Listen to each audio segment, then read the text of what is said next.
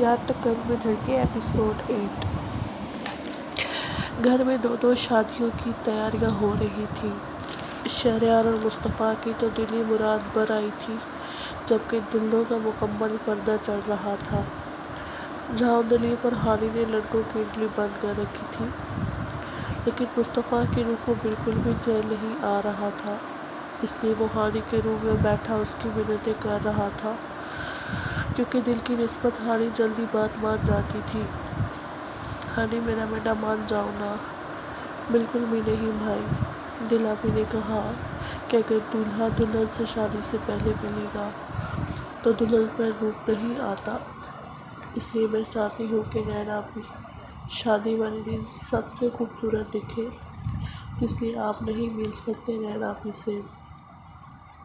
یار ہانی، یہ سب ایسے باتیں ہیں یار، ایسا کچھ نہیں ہوتا، بلکہ شادی سے پہلے دولہا اگر دلہن سے ملے گا تو دلہن پر الٹا زیادہ نکھار آتا ہے۔ وہ کیسے مصطفیٰ بھائی؟ ہانی نے الجھ کر پوچھا۔ دیکھو میری بات غور سے سنو، جب ایک لڑکی کی شادی ہوتی ہے تو اس کے دماغ میں طرح طرح کے سوال ہوتے ہیں، مثلاً کہ لڑکے کی نیچر کیسی ہوگی، اس کے گھر والے کیسے ہوں گے، شادی کے بعد اس کے ساتھ کیسا سلوک کریں گے۔ یہ سب باتیں جو وہ سوچتی ہے تو شادی کے دن تک اس کے دماغ میں یہی سب چل رہا ہوتا ہے، جس کی وجہ سے وہ خود اپنی شادی انجوائے بھی نہیں کر پاتی۔ تو کیا تم چاہتی ہو کہ تمہاری نین آپی ان سب مشکلوں میں پڑی رہے اور اپنی شادی میں انجوائے نہ کر سکے؟ نہیں بھائی، میں ایسا بالکل بھی نہیں چاہتی، لیکن نین آپی تو آپ کو اچھے سے جانتی ہیں اور چاچی اور چاچو کو بھی جانتی ہیں، اور سب سے بڑی بات وہ کہیں اور نہیں جا رہی بلکہ اسی گھر میں رہیں گی، انہیں کیا پریشانی ہو سکتی ہے۔ ہانی کی بات سن کر وہ بیچارہ گڑبڑا گیا۔ ہاں تم بالکل ٹھیک کہہ رہی ہو، لیکن پہلے میں اسے شوہر بن کر تھوڑی نہ ملتا رہا ہوں، پہلے تو ایسی کزن بات ہوتی تھی، نین پہلے بابا اور ماما کو اپنے چاچا چاچی کے روم میں دیکھتی تھی، جبکہ اب بات الگ ہے، اور اب وہ مجھے ایک شوہر کے روپ میں اور ماما پاپا کو ساس سسر کے روپ میں سوچ رہی ہوگی، اس لیے میرا اس سے ملنا ضروری ہوا نا۔ وہ مشکل سی شکل بنا کر بولا تو معصوم سی ہانی اس کی باتوں میں آ گئی۔ بات تو آپ کی ٹھیک ہے بھائی، لیکن پلیز اب دل آپی کو مت بتائیے گا، ورنہ وہ مجھے ڈانٹے گی۔ ارے میری جان، میرا بچہ، میرا شہزادہ، میں کیوں بتانے لگا ان دلیپ کو؟ میں کوئی پاگل ہوں؟ بس تم مجھے اپنی نین آپی سے ملوا دو، میں کل تمہارے لیے چاکلیٹس، ناول کی بکس اور تمہاری فیوریٹ لیس بھی لے آؤں گا۔ مصطفیٰ نے اسے لالچ دیا، جو کام بھی کر گیا۔ اوکے بھائی، آپ اتنا کہہ رہے ہیں تو رات کو 11 بجے میرے روم میں آ جائیے گا، آپ کی ملاقات ہو جائے گی۔ بہت شکریہ میری جان، مصطفیٰ اسے سینے سے لگا کے اس کا سر چومتے بولا تو وہ بھی مسکرا دی۔ گھر میں شادی کا ماحول چل رہا ہے، یارا مجھ سے خراب مت کرو۔ اس سے کچھ دن اس گھر میں رہنے کی اجازت اس وجہ سے دی گئی ہے کیونکہ دو شادیاں ہیں، ورنہ میں اسے بہت پہلے ہی ہاسٹل بھیج چکا ہوتا۔ آیارہ نے ہانی کو ہاسٹل نہ بھیجنے کا کہا تھا، جو سن کر کاظم خان بھڑک اٹھے تھے۔ بابا کو کبھی باہر نہیں نکلی اکیلے میں تو وہ کیسے باہر رہے گی اکیلی؟ گھر میں بھی وہ کسی سے کچھ نہیں کہتی، بابا اپنے کام سے کام رکھتی ہے، پھر بھی آپ کو وہ اتنی ناپسند کیوں ہے؟ مجھے یہ بات سمجھ نہیں آتی، یارب نے کہا تو وہ مزید غصہ ہوئے۔ بس یارب، ایک بھی لفظ اور مت کہنا اس کی حمایت میں، یہ میرا آخری فیصلہ ہے، شادی کے بعد وہ اس گھر میں نہیں رہے گی۔ میرا بس چلتا تو اس کی شادی کر دیتا، لیکن مجھ سے شادی کرے گا بھی کون؟ آخر میں وہ تنزیہ مسکرائے۔ بابا، رنگ روپ شکل و صورت سب اللہ کی دین ہے، آپ کی رنگت سفیدت، اس میں آپ کا کیا کمال؟ اللہ نے ہر انسان کو خوبصورت بنایا ہے، اگر آپ اس کے بدلے میں نقص نکالیں گے تو اس کا مطلب ہے آپ اللہ پر انگلی اٹھا رہے ہیں۔ یارب کی بات سن کر وہ ایک لمحے کے لیے خاموش رہ گئے، لیکن ناپسندیدگی پھر سے غالب آئی۔ یارا مجھے اس بارے میں مزید کوئی بات نہیں کرنی، تم اب جا سکتے ہو۔ وہ یارا کو کہتے پھر سے اپنی کتاب پڑھنے میں مصروف ہو گئے، جبکہ یارا بھی نے ایک نظر دیکھتا بے بس اور مایوس ہو کر وہاں سے چلا گیا۔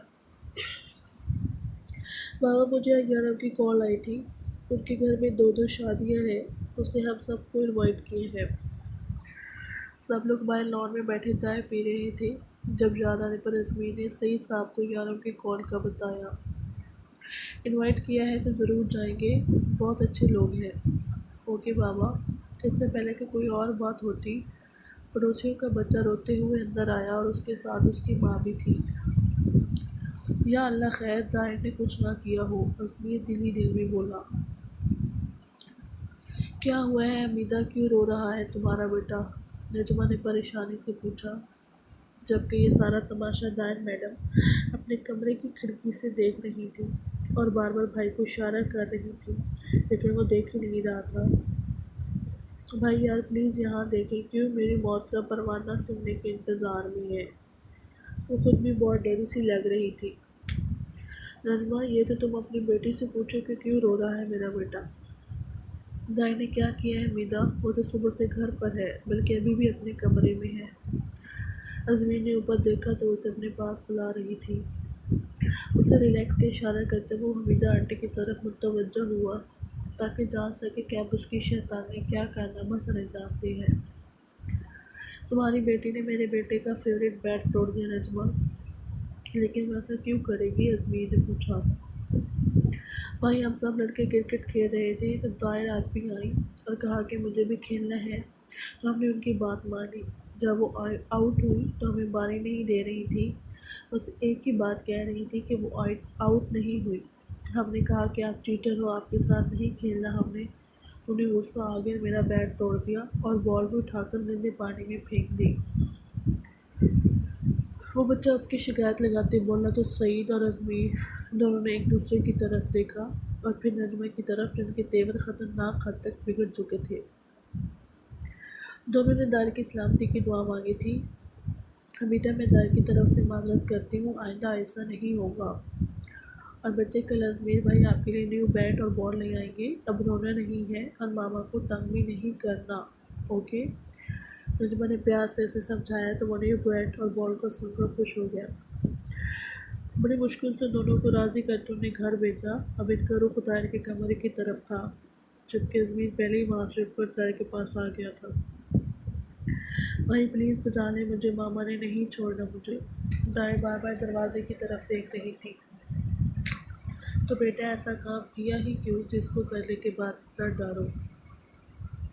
بھائی یار قسم سے اس کا بیٹ پہلے سے ٹوٹا ہوا تھا، میں تو ہلکی سی ٹھوکر ماری تو وہ شہید ہو گیا۔ سچ میں بھائی کو پہلے سے ہی لگ رہا تھا۔ بچا لیں بس مجھے، آئندہ میری ماں کی توبہ جو کبھی شرارت کی یا کرکٹ کھیلا تو۔ وہ ہمیشہ ایسے ہی کہتی تھی، لیکن پھر کوئی نہ کوئی شرارت کر کے آ جایا کرتی تھی۔ کچھ نہیں کہتی ماما، بس ڈرو مت، مجھے میری بہن ڈری ہوئی اچھی نہیں لگتی۔ اتنے میں دھاڑ سے دروازہ کھلا اور نجمہ بیگم اندر آئی۔ ماما، اس سے پہلے کہ ازمیر کچھ کہتا تھا انہوں نے رکھ کر ایک تھپڑ مارا تھا دائر کے منہ پر۔ ازمیر اور دائر تو کیا، پیچھے سے آتے سعید صاحب بھی ششدر رہ گئے تھے، جبکہ نجمہ بیگم خود ہکا بکا رہ گئی تھی۔ اتنا شدید رد عمل تو کسی نے نہیں سوچا تھا۔ وہ کبھی دائر کو دیکھتے تو کبھی اپنے ہاتھ کو، جبکہ دائر تو گال پر ہاتھ رکھتے شل سی کھڑی تھی۔ سب سے پہلے ہوش ازمیر کو آیا۔ ماما یہ کیا کیا آپ نے؟ جوان بیٹی پر آپ کیسے ہاتھ اٹھا سکتی ہیں ماما؟ وہ دائر کو سینے سے لگاتے نم آواز میں بولا۔ اس کی آنکھوں میں نمی تیر رہی تھی، جبکہ دائر کو تو ابھی تک یقین ہی نہیں آ رہا تھا کہ نجمہ نے اسے تھپڑ مارا۔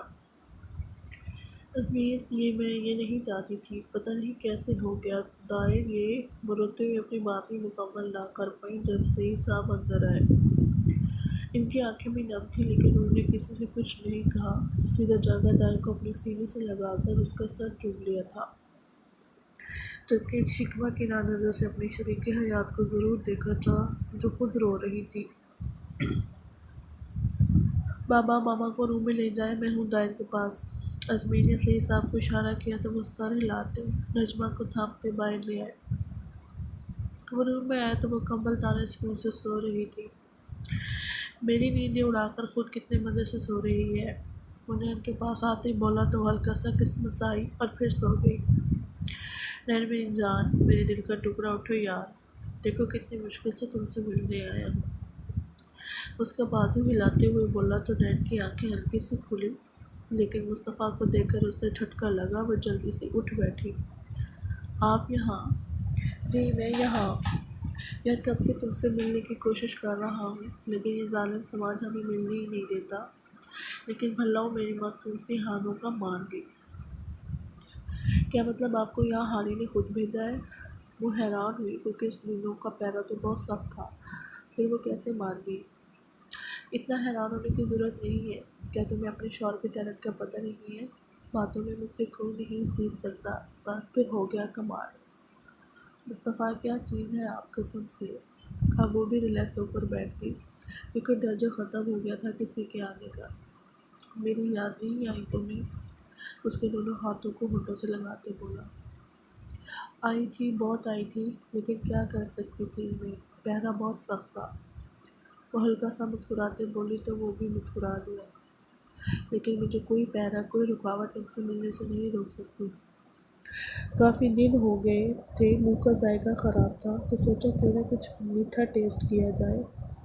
وہ پٹری سے اترتے بولا تو نین کو اپنے ارد خطرے کی گھنٹیاں سنائی دیں۔ اس سے پہلے کہ وہ کچھ سمجھتی اس کو ہونٹوں کو قید کر چکا تھا۔ ایک ہاتھ سے نین کے دونوں ہاتھوں کو قابو میں کیے ہوا تھا، جبکہ دوسرے ہاتھ سے اس کا چہرہ تھامے اپنے پیاس بجھا رہا تھا۔ رہائی ملتی وہ اس کے سینے پر سر رکھتی اپنی سانسیں بحال کرنے لگی، جبکہ مصطفیٰ کے ہاتھ اپنی بے باتوں میں مصروف تھے۔ پلیز مصطفیٰ۔ جب ادا ختم ہوئی تو وہ بول پڑی، جتنا تم تڑپا رہی ہو نا، یاد رکھنا شادی کی رات یہ پلیز بالکل کام نہیں آئے گا، میں پہلے سے بتا رہا ہوں، تو خود کو مضبوط کر کے آنا میری باہوں میں۔ وہ شدت سے اس کا سر چومتے بولا، جبکہ وہ پرسکون سی ہوتی اس کے سینے سے لگی آنکھیں موند گئی۔